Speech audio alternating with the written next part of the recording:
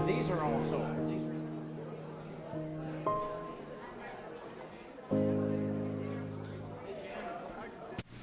Tonight, I'm very pleased to introduce several of our guests.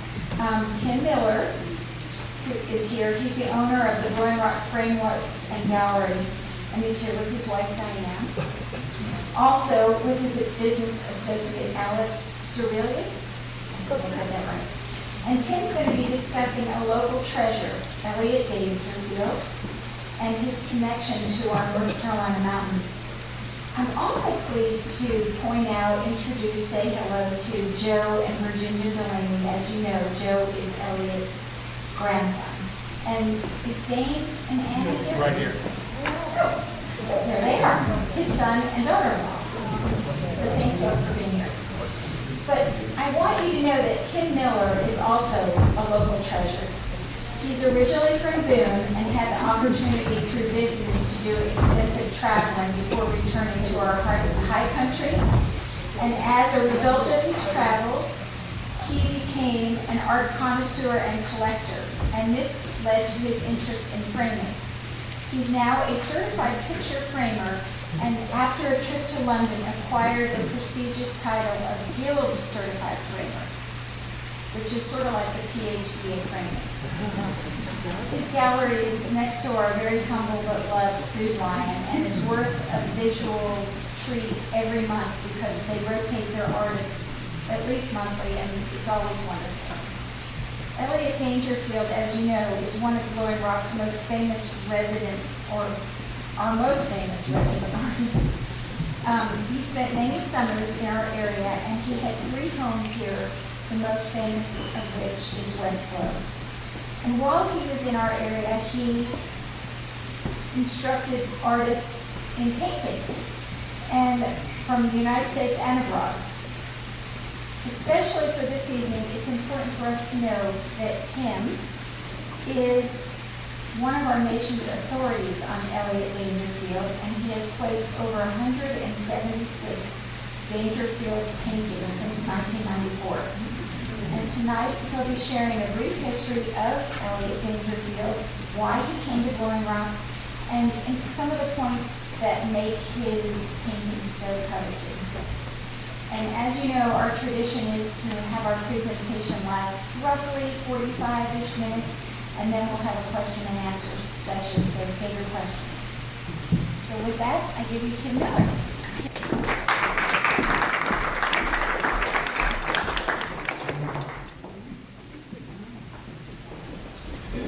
Thank you. It's good to see everyone. Got a lot of friends here. As Judy mentioned, yes, we are a gallery right next to the Food Line, but we're going to give you a brief retrospective of Elliott Daingerfield tonight. Elliott Daingerfield was born in 1859 in Harper's Ferry, Virginia, before it became West Virginia. And his father was in the Civil War, and they moved to Fayetteville, North Carolina, where they lived, throughout the Civil War and with their family. And how Elliott Daingerfield got started in the art world was his brother gave him a watercolor set, probably in the 1870s, and he took off from there and started painting watercolors. He also was taught by lots of ladies and gentlemen in the Fayetteville area. And as a young adult, he went to New York City. And at that time, I think it was in the 1880s that he went to New York and joined the Art League in New York. He met lots of the Hudson River painters. And some of the Hudson River painters that he met was William Merritt Chase, George Ennis. And not only was Elliott Daingerfield a painter, but he was an author. He was also a teacher. And teaching was probably as important to him as painting.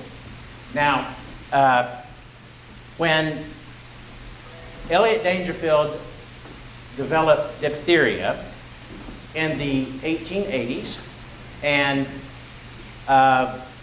he decided from New York to Fayetteville, is that correct, Joe? Well, he was living in New York at the time, and he got the diphtheria. He got diphtheria. And then he became Blowing Rock in 1882. Yes, and he thought Blowing Rock would be a great fit for him with his illness. So in the late 1880s, he built his first home in Blowing Rock, Edgewood Cottage, which is right in front of the Blowing Rock Art and History Museum. And it was restored several years ago by the Blowing Rock Historical Society, I think. And it's very close to the original building that it was, but you need to go in there and check it out. It's really unique. So in the summertime, Elliott Daingerfield came to Blowing Rock probably 30, 35 times, and he would bring students. He would bring male and female students, but what he was really known for is giving women the opportunity to paint.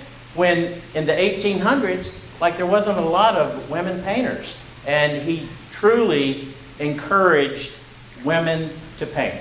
And that's remarkable in itself. There's a great story about one of the female painters that they used to have to take a train from Hickory to Lenoir, and then it would take a day to get from Lenoir up to Blowing Rock to where they could rest for the summer and paint. I think there was a train that lost a couple of the cars on the way from Hickory to Lenoir, and they had to be rescued. Is that correct, Joe? They were riding along in the train, looking at the scenery, and all of a sudden they noticed there wasn't any train in front of them. And so, they circled around there, and there wasn't anything they could do, so they, I think, sat and had a drink and waited on somebody in the train to get along the back of them. Took them on the back. But they eventually made it to Blowing Rock, and the rest is history. But there's numerous photos at the Blowing Rock Art and History Museum, at the Historical Society, and around town about Elliott Daingerfield and his students out in the field. They would go out because there wasn't really studio space. They would go out pretty much in plein air paint. And plein air painting means set your easel up and paint what you see from what your eyes see, not from photographs or sketches. So it was real unique that he encouraged so many young painters at that time. In 1900, I guess Edgewood Cottage was not large enough. So he built another house. And it's right there on Morningside Drive, going up, and it's called Wynwood. And there's a local businessman and his wife that live in the house right now, and they actually have a couple of Elliott Daingerfields I've seen in there. So it's really unique that house is actually lived in. So it's that was his second home. So in the early 1900s, Elliott Daingerfield became friends with another prominent person in our area, Moses Cone. So Moses Cone, the textile giant from the Piedmont, built Cone Manor. Now, I tried to get John Cafarno to let me borrow a painting, and he just wouldn't do it. Anyway, here's the story, and it's true.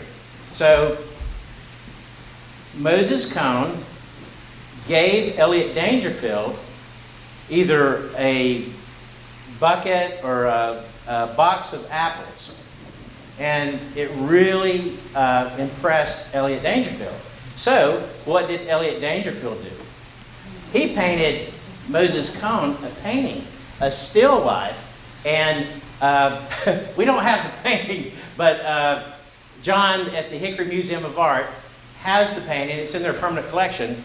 And this is a photo of the painting.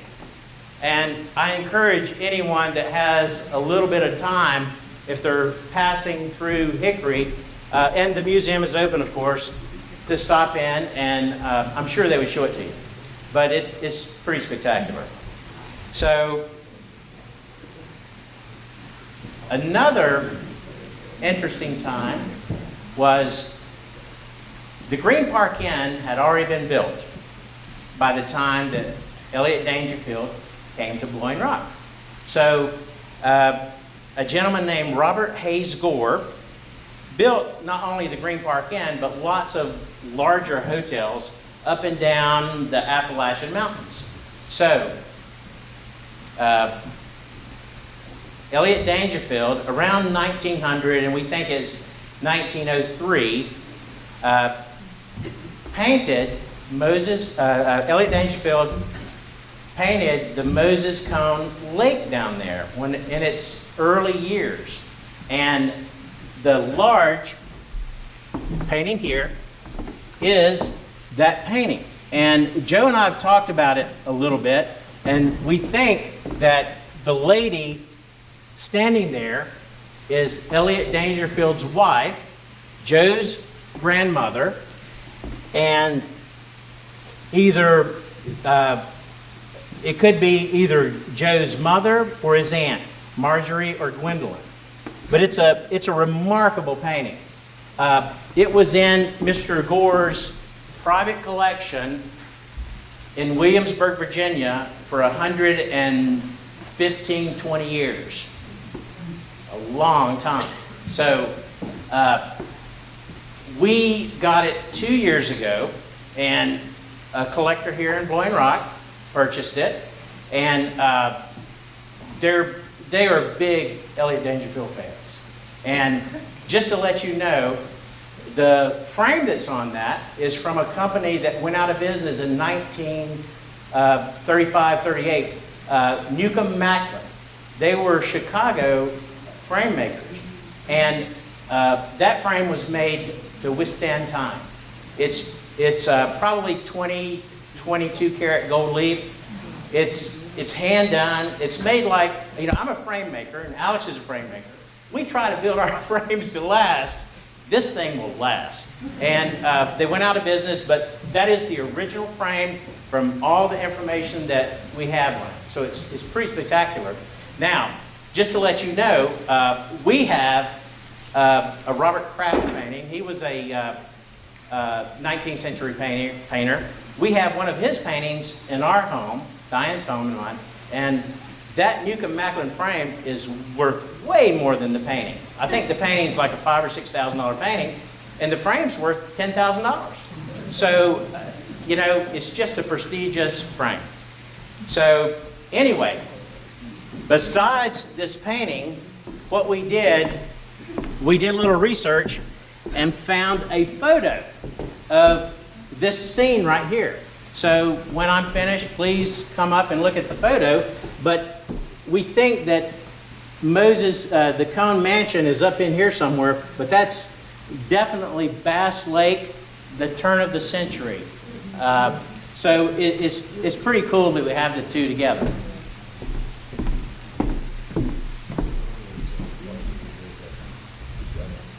So time goes on, and we're going into the 1910s, 1911, 1913. So the Santa Fe Railroad, which was probably the largest railroad in the country at the time, definitely going out to California, Arizona, New Mexico, West Texas.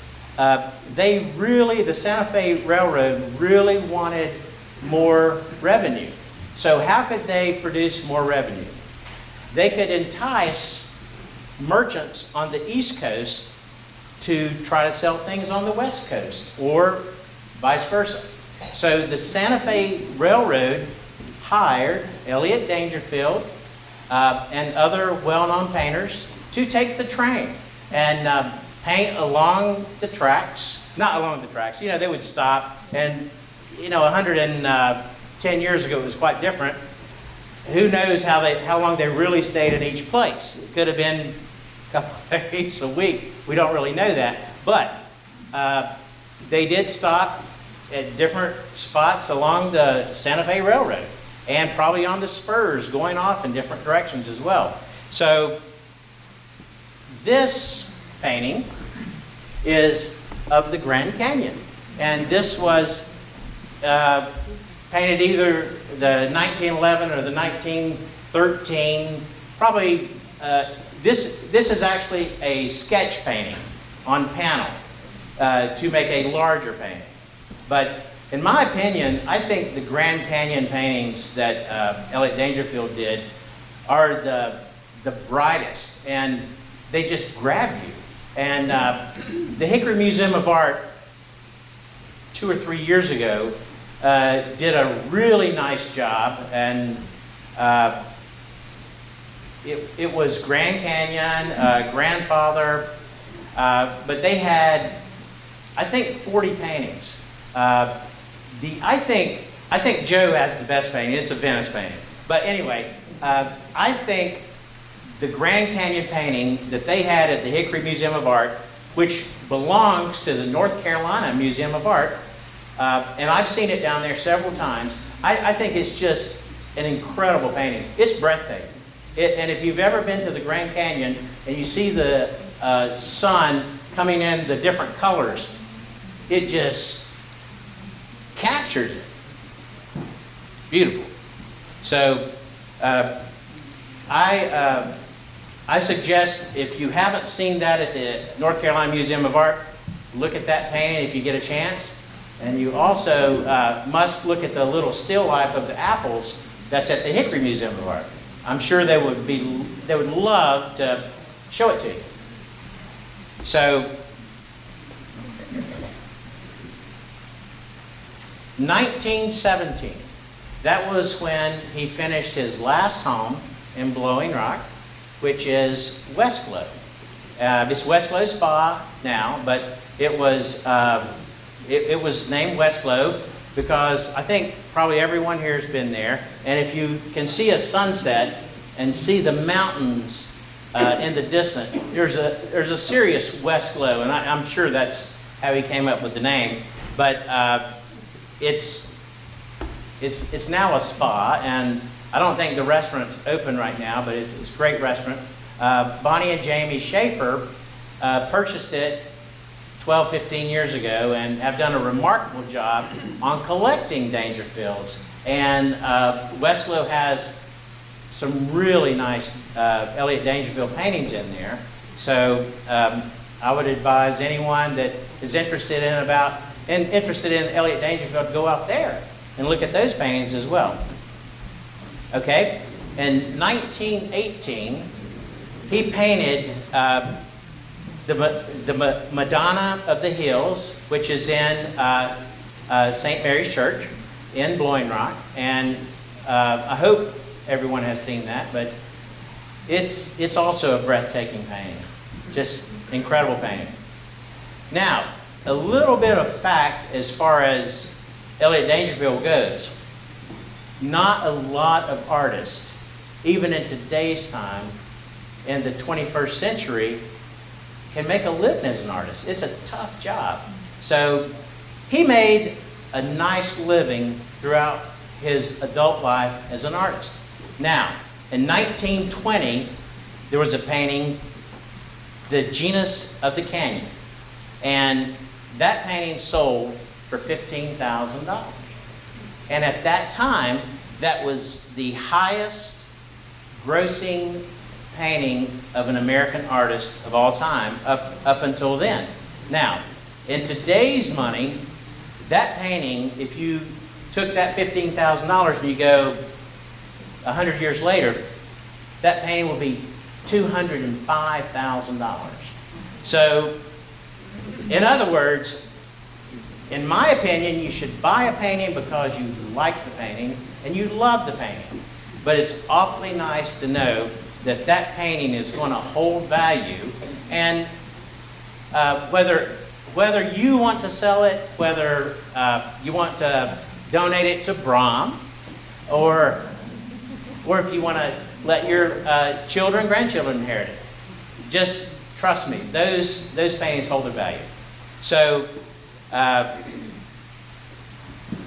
in 1924, Elliott Daingerfield took his family to Italy, and he suffered from an embolism. And that was pretty much the end of his career as far as a teacher and a painter. And he came back with his family and passed away in 1932 in Gainesboro at his home in New York, and he's buried in Fayetteville, North Carolina. So, by the 1940s, Elliott Daingerfield was recognized as one of North Carolina's most prolific and important artists. And it's still that today, but not only North Carolina, it's spread out to every 50 state and many countries. In fact, Alex and I brought a painting in two and a half years ago from Denmark. So they are all over the world. Now, who has them? We don't know. But they're all over the world, for sure. So over the decades, his popularity kept going up, up, up. And in 1971, it was probably in the works for many years, but in 1971, the North Carolina Museum of Art had a retrospective. And there are 2 orange books that are floating around. Please look at those books.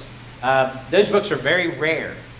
They stopped, I don't know how many they made, but 1971, if they made a couple hundred, they made a couple hundred. That's it. So please, don't lose that book. Anyway, in that retrospective, there was 225 Elliott Daingerfields at that retrospective. Now, it was geared with the Mint Museum in Charlotte. So it was at the Mint Museum in Charlotte for a brief period, and then it finished up at the North Carolina Museum of Art. And this painting, the still life, this is another crazy thing that in our art world and as an art dealer that we deal with. I have actually sold this painting 3 times. This painting 3 times. The frame has been different on it every time I've sold it. So this painting was in that 1971 show, and if you look in the orange book right there, it is number 32. So has a great provenance. So now we go towards the founding of Brahm, the Blowing Rock Art and History Museum. Now, the Blowing Rock Art and History Museum was in the mind of a lot of people, Jenny Stevens, Welborn Alexander, a few other folks. But more than 20 years ago, there was a gentleman named Lamont Hudson, and he worked for Belk down in Charlotte, in Monroe, I do believe. And he wanted to house his collection of Elliott Daingerfields. And so I guess he went back and forth with Jenny Stevens and Welborn Alexander. Who was the youngest daughter? I'm sorry, Joe? He went back and forth with his mother, Gwen, his youngest child. Was the grandfather's youngest child. Okay. And so Lamont Hudson was very close and knew Joe's mother and Gwendolyn pretty well, didn't he, Joe? So Lamont Hudson wanted to house his Daingerfield collection in a permanent place. So there wasn't a museum in Blowing Rock at that time. So Lamont Hudson wanted a place to put them. So the big idea of let's house these Daingerfields and get this museum going came into effect. So now, over a decade later, these paintings are in the permanent collection of Brom, and that's really how Brom got its start. So, and Brom celebrates officially 10 years next month, October of 2011. So, any questions? I'm sure Joe would be able to answer any questions. Oh, a little more, just a little more. So yes, thank you, Judy. We have been fortunate to sell 177 Elliott Daingerfields at our gallery, and it's crazy. I told Joe and Dane this a little while ago. It's nuts. We will hunt and search, and we've got a guy in Diana knows Dave Kanoki, but in Marietta, Georgia, and we've got people all over the place that are looking for these paintings for us. And out of the blue, a gentleman calls us yesterday. Guess where I'm going tomorrow? I'm going off the mountain to get a Daingerfield. So you don't know when it's going to happen, and we're trying to work on another one in September, but there may be a dry spell of 8 months, a year, 2 years, but it happens. So we're very fortunate that people recognize us as Daingerfield people, and we can properly put them in good homes. So, yes, Walter. What's the most expensive Daingerfield you've ever sold? The most expensive one that we've ever sold was $105,000. Diana. Tim, so you sold that 3 times? This one 3 times. Okay, so can you tell us what the prices were?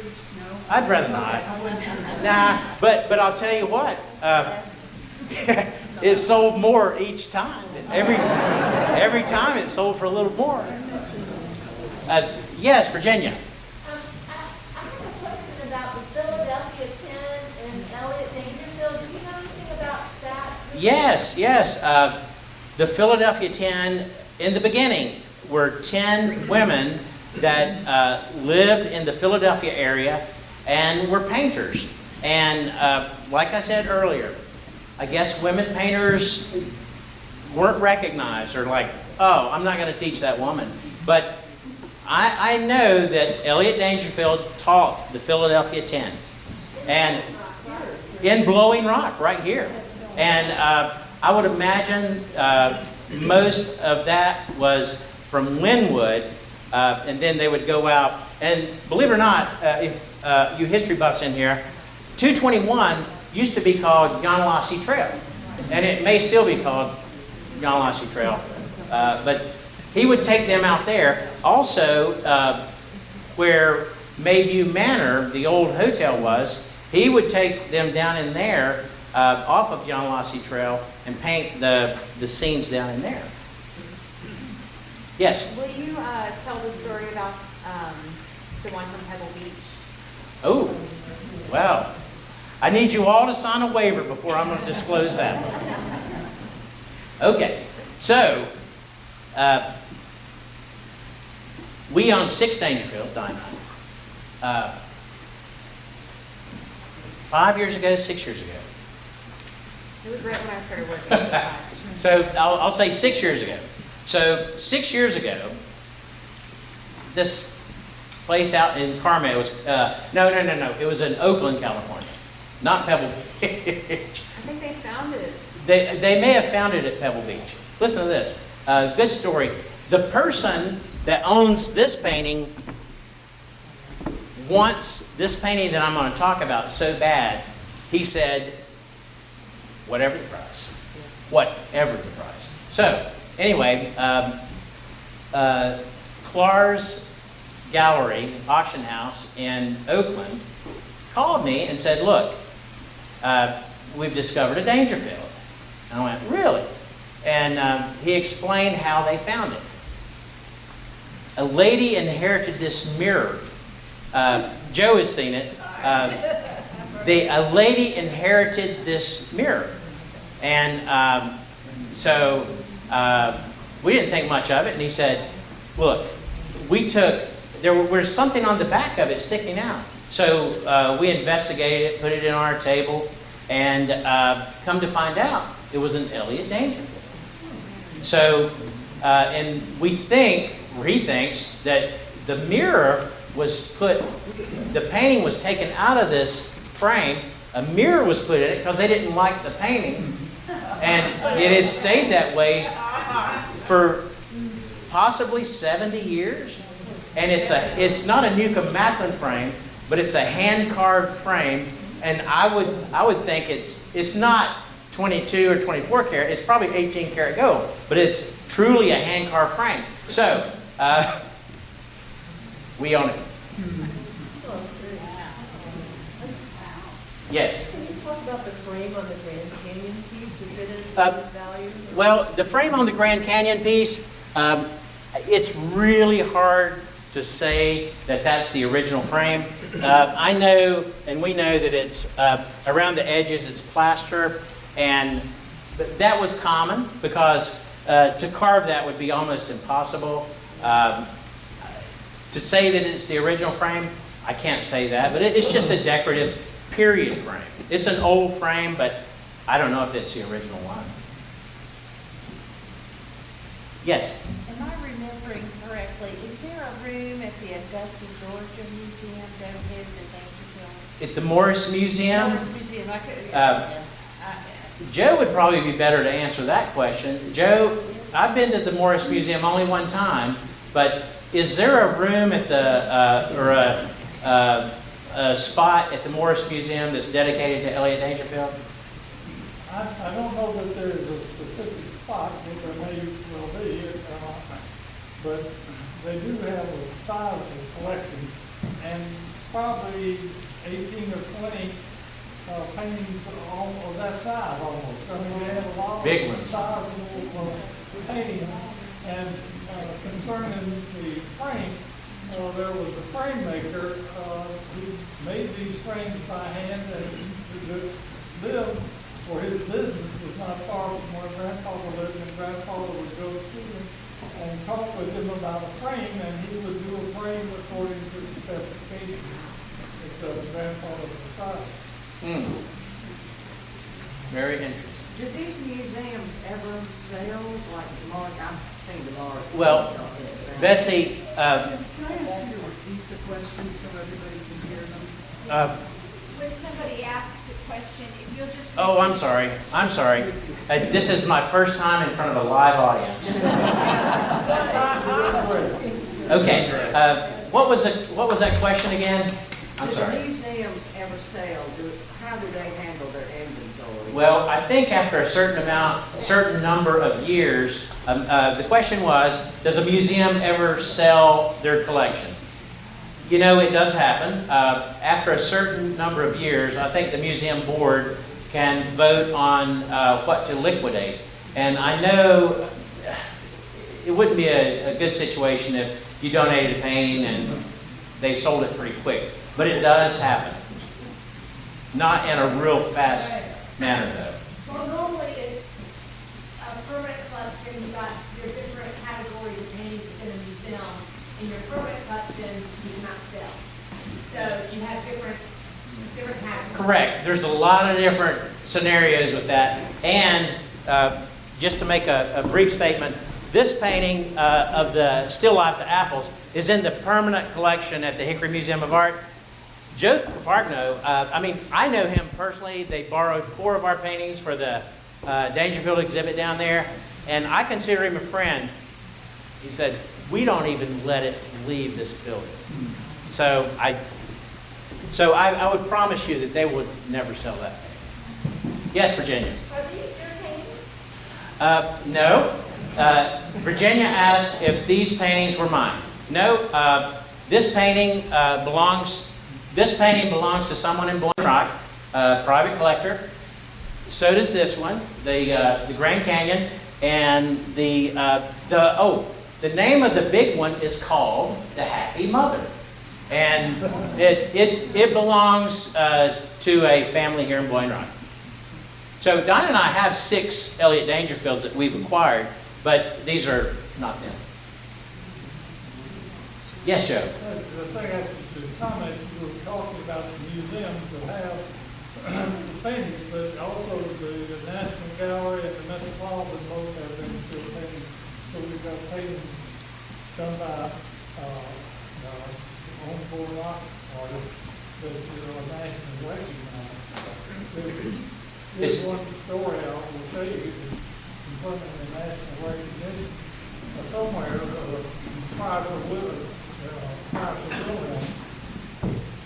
saw that painting and sent a representative to New York and told him that he would like to buy the painting. So we went by the city and looked at it and told grandfather he'd like to buy that painting. Grandfather told him, he said, well, that's very nice and I appreciate the offer, but I don't own the painting. The painting's owned by my daughter, Gwen. So I gave the painting to her. So let me ask her. So we went up and asked Anna, I'm sorry, Gwen, as to how much she could sell that painting for, if we would sell that painting. And he also said that just name your price. The price isn't an option to you. But mother said, well, no, there's Mother and Aunt Marjorie there, and the painting, and I'm not interested in selling, so we didn't sell it. That's a pretty good offer. Well, and same thing with the one that I told you about the one that was behind the mirror. Yes, Jim. When I first moved to Boiling Rock, I had a house just a few doors down from the place over in Ansley Heights. And then shortly after that, went to the Art Museum in Ocala, Florida. And they had a Daingerfield there, which was a view out from West Place, which showed that whole gorge coal bay. It looked, I mean, it was just farm, all down through there. And I heard from some old neighbors up there about finding stills and things like that.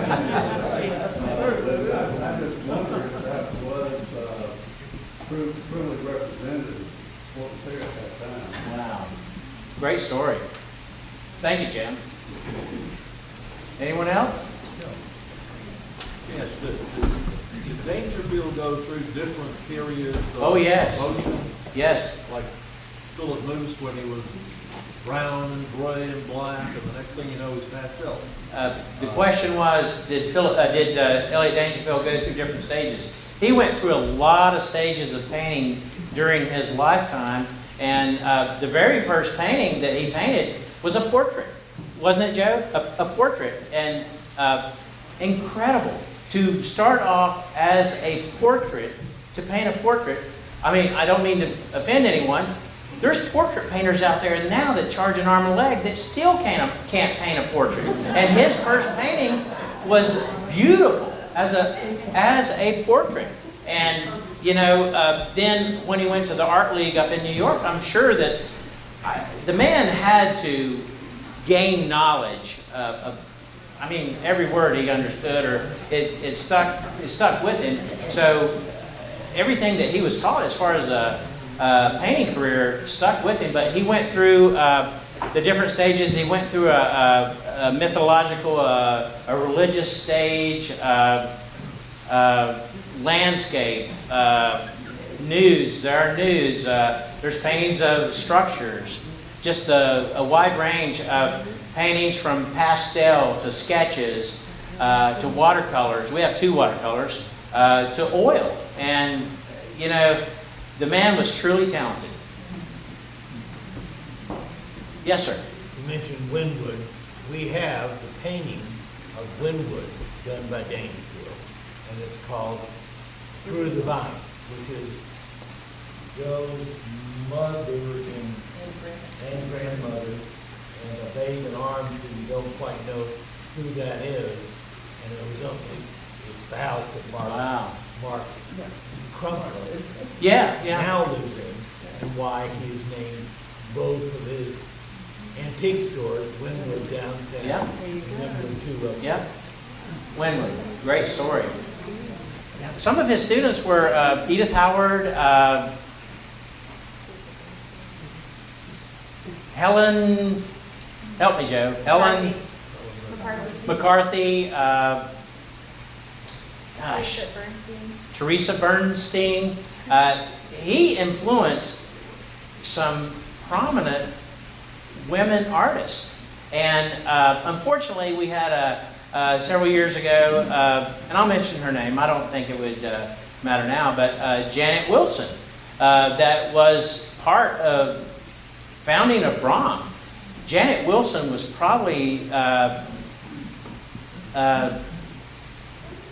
the biggest collector of that era women's art, and up until today there was. And she passed away a couple years ago, but she had an incredible collection of his students, of Elliott Daingerfield students. And there's a lot of, everybody has different styles that they collect, what you want. Our house is like a 7-Eleven. There's everything in there you can imagine. It's true. We like everything. So, but some people are stuck on one thing, and Janet Wilson had an incredible collection. The Cone sisters, did the Cone sisters in Baltimore collect any of Elliott Daingerfield's paintings? Yes, they did. Moses Cone had two daughters that, were they both doctors? I think they were both. One was a doctor. One was a doctor. Sisters, that's right. Okay. I'm pretty sure they did. I can't. I'm pretty sure. But is that your favorite frame of this one? This The frame. You said there were 3 different frames of this painting. Yes. Okay. The first frame that this came into the gallery in was a little gold frame, not much bigger than this. So this one outweighs that one. The second one, they put a solid black with just a little gold lip. Not this. It was more of a designer frame. But yeah, I like this one better than the other two. Okay? All right. Well, I think I'm done. If there are no more questions.